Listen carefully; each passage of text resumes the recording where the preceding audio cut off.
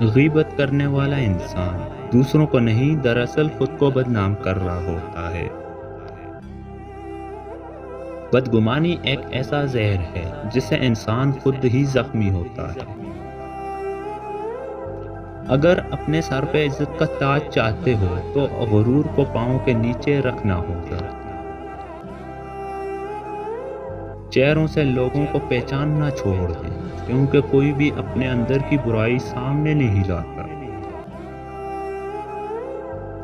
لوگوں کا آپ کے منہ پر تعریف کرنے کا مقصد صرف آپ کو استعمال کرنا ہوتا ہے۔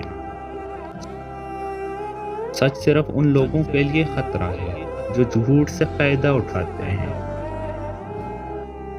عقل مند دوسروں کی اور بے وقوف اپنی غلطیوں سے سبق سیکھتا ہے۔ انسان کا سب سے اچھا دوست کا ضمیر ہے، جو اچھی بات پر شاباش اور بری بات پر ملامت کرتا ہے۔